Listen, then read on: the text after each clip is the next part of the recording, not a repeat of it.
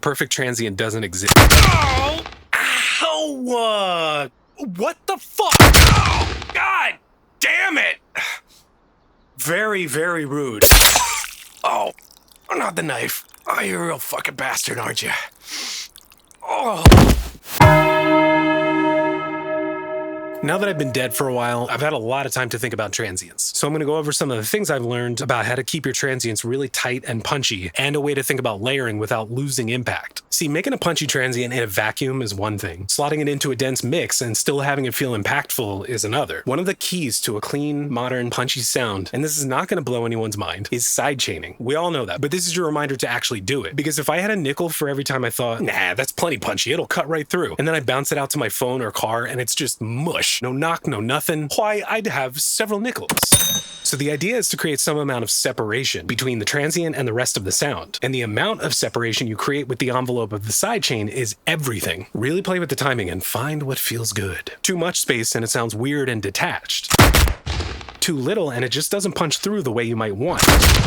and tends to blend in with the overall sound more. Next, I want to talk about clipping a little bit. I've talked on this channel before about the old transient shaper into clipper technique. You exaggerate your transient a lot and then square it off with a clipper, and it tends to sound a lot punchier than using a limiter. The mechanism is that you are literally just lopping off the top of the waveform and creating harmonics, rather than using a volume envelope and just pulling the transient down in volume. The human ear, I mean my ear at least, isn't that great at picking up on distortion when it's on a really short time scale. So eventually when you push something far enough into clipping, it starts digging into the body of the sound, and you can really perceive all the distortion.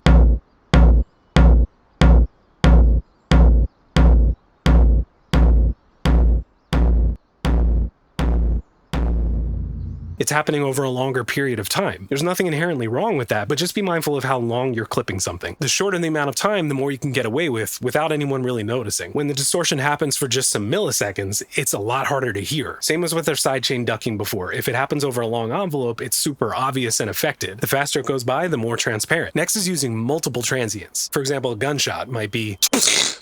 Again, separation is crucial. Notice how if the transients get too close to each other, the ear starts to hear them as one thing. As you move them apart, they'll start to feel like two distinct events.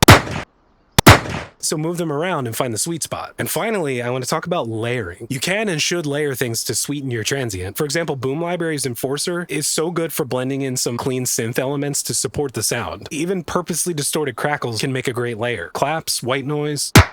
But when you're layering these things on top of each other at exactly the same moment, you have to be so mindful about your choices and how they affect the final output, about masking and the overall punchiness of it. For example, if I add in a lot of white noise, notice how it swallows up the entire sound and ends up just feeling like white noise. But if you blend in a little bit, it adds this really nice crunchy top end that fills out the frequency spectrum and grabs your ear. I like routing everything to one output so that I can really home in on the final blend of all the layers interacting with each other and hitting the clipper together, deciding if it needs more of a clicky high end or more of a low end thump or mid-range snap or crack or whatever.